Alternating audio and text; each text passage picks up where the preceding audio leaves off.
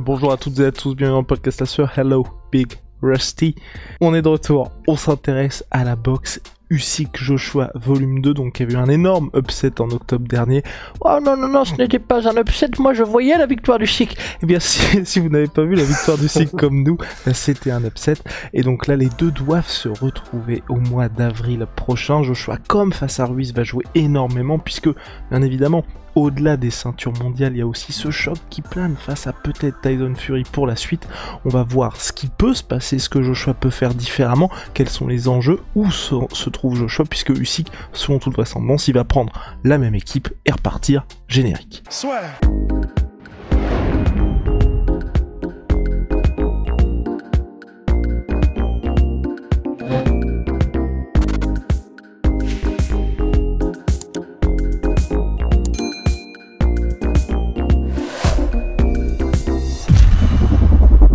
Donc Anthony Joshua qui est actuellement en vacances à Dubaï, qui a fait la tournée aussi des entraîneurs au Royaume-Uni, aux États-Unis. Maintenant on sait qu'il va avoir un nouveau coach. On sait pas si Bob McCracken va retourner avec lui, mais en tout cas ce qui est sûr, c'est qu'il y aura un nouveau coach pour lui.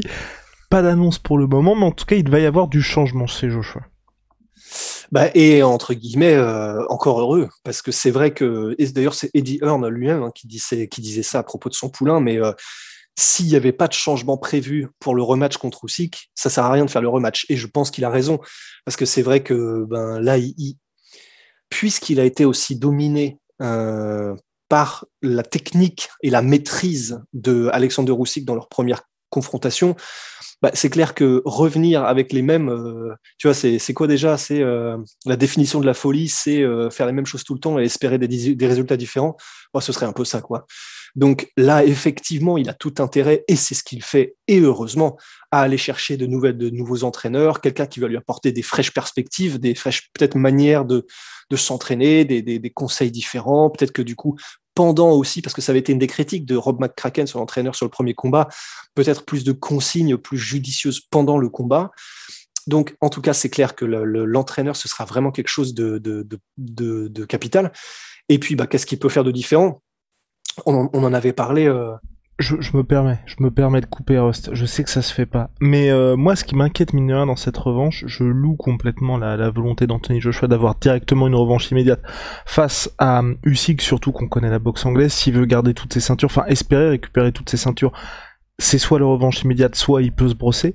Mais au regard de ce qui s'est passé au premier combat, à savoir s'être fait outboxer énormément quand même par Usyk, est-ce que c'est pas un peu suicidaire? C'est un peu dur ce que je suis en train de dire, d'avoir une revanche ciblée pour avril, soit aussitôt, alors que là, tu vois, je me dis, s'il veut faire quelque chose de différent, moi personnellement, c'est ce que ça va être ma piste, on va en parler après avec Rust, c'est clairement d'utiliser beaucoup plus l'impact physique pour ce combat-là, et surtout pas essayer d'être un boxeur face à Usyk, parce que quoi qu'il arrive, il va perdre, et surtout en si peu de temps.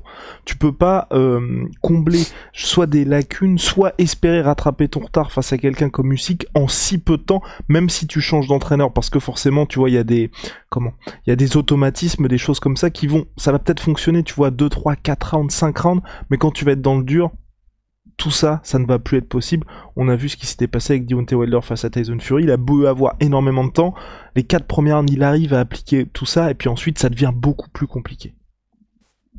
C'est vrai, mais après, d'un autre côté, j'ai presque envie de dire, je pense que tu vois, enfin, si nous-mêmes, derrière notre petit écran, on a réussi, ouais, bonjour, on a réussi, ou on a en tout cas, un petit peu comme tout le monde, j'ai l'impression, on n'a pas réinventé l'eau chaude, mais à voir ce qui n'était vraiment pas allé, à savoir que il a essayé de boxer le boxeur, qu'il n'a pas utilisé son physique comme il aurait pu, /dû, et que c'est peut-être là où est fait, ou du dirty boxing, ou un petit peu faire ce que Tyson Fury, lui, a fait contre le plus petit, en la personne de Deontay Wilder. Le petit peu. Le petit peu, voilà. J'ai envie de dire, ça, c'est quelque chose, ça peut se changer rapidement, je pense. Parce qu'en fait, c'est vraiment une différence d'approche. Oui. Et en plus, au niveau du physique, janvier, février, mars, avril, 4 mois, ça dépend quand en avril ce sera, mais il a largement le temps de prendre quelques kilos de muscles s'il le faut. Et puis, en fait, comme pour moi, c'est tellement une question d'approche et de stratégie, en fait, pour moi, il n'y a pas de souci. Enfin, j'ai presque même envie de dire, si c'était en février, ça m'aurait pas choqué, tu vois. Parce que c'est pas comme s'il était, ouais, vraiment, parce que tu vois, pour moi, c'est pas comme s'il était, Mais c'est une approche comment dire, résolument différente de ce qu'on a eu ces derniers temps, en tout cas du côté de Joshua, tu vois. C'est ouais, c'est plus dans ça. le sens ça, et c'est pour ça que, et moi je te rejoins complètement, et c'est ce que je voulais dire aussi. Si l'approche de Joshua là, c'est on redevient un tank et on y Ouais, va, on utilise vraiment toute la longe qu'il a pu, enfin qui a marché avant, sauf que là, bah, il s'est fait prendre par les feintes face à Usyk et forcément ça ne fonctionnait pas. Mais il utilise tout le côté physique face à Usyk, ça effectivement, je suis entièrement d'accord avec toi. Ça, il a besoin de beaucoup moins de temps. Moi, j'ai vraiment peur en fait que avec son nouveau coach, ce soit pas vers cette direction-là qu'il décide d'aller. bah ça, l'avantage, c'est qu'effectivement, on le verra quand ça arrivera. Mais quand même, enfin, en fait, effectivement, comme tu l'as dit, tu peux pas apprendre. Par contre, en quelques mois, tu peux pas développer la connaissance technique d'un Usyk. C'est impossible. Enfin, il faudrait des années, en fait. Mais c'est pour ça que, enfin, j'ai quand même tendance à croire que, enfin, n'importe quel entraîneur, je pense, c'est vers ça qu'il l'orienterait. En fait, je vois pas quel raisonnement rationnel pourrait amener quelqu'un, donc un entraîneur ou autre, à se dire non, non, non, non, c'est juste qu'il n'a pas boxé de la bonne manière techniquement pour dépasser Usyk dans les domaines de la boxe pure, en fait. Je me trompe peut-être, et alors là, c'est largement possible aussi, hein, c'est sûr. Mais j'ai du mal à le croire. J'ai du mal à me dire que la première chose que verra cet entraîneur, c'est pas bah, effectivement en utilisant l'avantage physique clair en termes de puissance, de force, j'allais dire Alistair Overeem, de Anthony Joshua, bah, c'est pas là qu'il pourrait vraiment, vraiment jouer ses billes, quoi. Donc je me fais pas trop de soucis là-dessus. Enfin, ce serait tellement un précédent, honnêtement, là, dans l'histoire de la boxe, je trouve, d'être dépassé techniquement à ce point-là par un autre boxeur et de revenir avec un game plan similaire en mode non, non, non, bon, on va quand même essayer de reboxer le boxeur, mais juste un peu différemment. Pour moi, ça aurait tellement pas de sens que je me fais pas de soucis sur le fait qu'il va mettre l'emphase sur l'évidence, quoi. J'espère bien, heureusement. En tout cas, ce qui est sûr, mine de rien, et ça, c'est mon point de vue, mais tu te souviens de ce qui s'était passé lors de la revanche contre Andy Ruiz, on a vu ce Joshua bien plus virevoltant, qui avait perdu du poids et qui aurait pu aller dans une stratégie où il disait, bah, c'est parti, là, je vais être un petit peu en mode bulldozer, et c'est vrai que même dans ce combat-là, le premier combat face à Andy Ruiz, il s'était fait malmener, mine de rien, dans le clinch. C'était aux États-Unis, certes, mais c'était quand même une soirée organisée par Matchroom, donc en soi, hormis le fait que ce soit à New York et donc que ce soit pas comme habituellement au Royaume-Uni, tout était fait pour que Joshua ait une nouvelle défense de ceinture et que ça accentue un petit peu son statut de superstar. Et là, et puis on avait loué d'ailleurs les changements qu'il avait réussi à opérer entre juin et décembre avec une stratégie complètement différente. Là, moi, personnellement, je pense que tu vois, et c'est ce qui m'avait un petit peu surpris, tu vois, dans l'avant-combat, on en avait parlé aussi, avec Usyk qui est pas autant d'écart de poids avec un Usyk qui lui devient de plus en plus lourd puisque ça il se transforme en véritable heavyweight. On se souvient aussi du combat face à Derek Chisora contre Usyk où pour le coup là on avait vu un gros différentiel physique entre les deux hommes. Moi pour Joshua ce que je me dis aussi c'est comme normalement t'as le combat contre Tyson Fury qui doit arriver. Pourquoi ne pas profiter aussi de ces combats-là pour gagner les kilos que tu dois gagner avant de t'attaquer à Tyson Fury. Parce que contre Tyson Fury, et ça s'accentue, je pense que les gens là en sont tous témoins, évidemment, ça reste un esthète, mais c'est aussi là en train d'être un énorme Golgoth. Ross l'avait rappelé dans le dernier combat, les gens étaient... Enfin, dans le dernier combat, quand on avait parlé justement de Francis contre Tyson Fury potentiellement, les gens gardent à l'esprit que oui, Tyson Fury, il bouge comme un poids moyen, ceci, cela, mais Tyson Fury, il cogne, mais comme un monstre. Et c'est 130 kilos Tyson Fury. Donc aujourd'hui, les gens sont aussi en train de se rendre compte que oui, avec les combats contre Wilder, il utilise tout son physique. Et moi, je pense que Joshua, dans la perspective de ce combat-là, parce que j'ai presque envie de dire qu'il perde ou pas, comme c'est une superstar, il pourrait arriver à un moment donné ce choc-là. Il a tout intérêt à préparer ça aujourd'hui. Après, est-ce que ça va suffire contre Usyk ? Personnellement, moi, je pense que c'est la meilleure stratégie parce que même s'il perd, il y aura un ou deux moments dans le combat où il va vraiment mettre dans le dur. Et les gens, s'ils veulent regarder un peu en arrière, faut pas oublier que Joshua, il a été outboxé, oui, mais il a quand même ouvert énormément Usyk. Et dans un monde parallèle, peut-être que le combat aurait été arrêté, et Usyk était énormément dérangé par cette coupure-là aussi. C'est vrai, c'est vrai.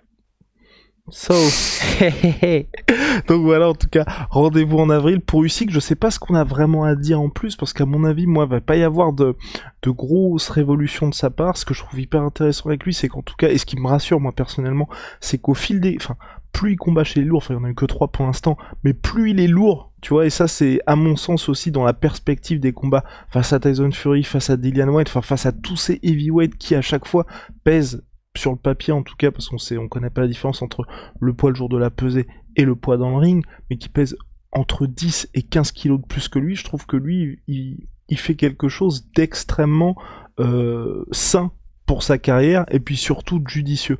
Là, honnêtement, enfin, toi, tu vas me dire ce que t'en penses, hein, mais je vois pas trop ce qu'il pourrait faire de différent, Usyk. Ben oui, enfin quelque chose de révolutionnaire, je suis d'accord, je vois pas non plus. C'est clair que c'est ça qui est bien, mais c'est que tu l'as dit, comme c'est un esthète et comme c'est vraiment, c'est juste tellement beau ce qu'il fait, mais c'est vraiment, c'est de la, il est dans la, il est dans le perfectionnement. Enfin, il est dans le perfectionnement de quelque chose qui est déjà dans ces catégories-là particulièrement quelque chose qui est presque du jamais vu, quoi. Enfin, une telle maîtrise technique, une telle profondeur technique, c'est juste extraordinaire, quoi. En poids lourd, c'est extraordinaire. Donc effectivement, c'est raffiner encore son jeu. Oui, c'est toujours possible. Donc raffiner encore son jeu, c'est profiter de l'enseignement de Papaloma et puis de tout ça, de tout son staff, mais juste pour continuer à devenir la version ultime du boxeur qu'il est aujourd'hui. Donc effectivement, je suis d'accord, ça se jouera pas sur des révolutions en termes physiques ou techniques, quoi. Et on en avait parlé avec Polydomso après le podcast preview, mais on en avait parlé en antenne lors du podcast review. Ce qui est intéressant avec Usyk, c'est que ça reste ce diesel plus, parce que ça démarre quand même très vite, mais pour l'instant, il arrive toujours, même au 12e round, à accélérer. Et c'est ça qui, moi, m'impressionne le plus, c'est que, vous savez, il y a énormément de boxeurs, il y a toujours cette petite point d'interrogation, même combattants en général, où on peut se dire, ils vont prendre du poids, qu'est-ce qui va se passer ensuite sur la durée? Là, sur Cyril, c'est aussi les questions qui se posent sur Cyril Gane, de se dire, bon bah maintenant, il a fait son programme force, est-ce qu'il sera toujours aussi bondissant au fil des rounds? Usyk, on a l'impression que ce n'est pas un problème. Et si vous regardez le combat contre Joshua, à la fin du 12e round, qui passe à ça de se faire finir, il aurait même pu se faire finir dans d'autres conditions, à savoir si peut-être les arbitres étaient intervenus un petit peu plus tôt, mais bon, vous savez, arbitrage maison, tout ça. Usyk accélère toujours, tu vois. Et ça aussi, c'est un truc où, enfin, pour moi, celui qui arrivera, ne serait-ce qu'à enrayer ça chez Usyk, aura accompli une bonne part, on va dire, une bonne part de la réponse pour réussir à le battre, et ça peut passer, comme l'a suggéré Rust, par du dirty boxing. On reviendra là-dessus, je te le propose, Big Rusty, dans début du mois d'avril, enfin quand la température commencera à monter de quelques degrés. Ouais. Voilà, formidable. Bon allez, big shout out à my sweet pea, my sweet protein. Maintenant 30% sur tous mes protéines avec le code la sueur. Venom, sponsor de l'UFC, sponsor de la sueur, you already know. See ya.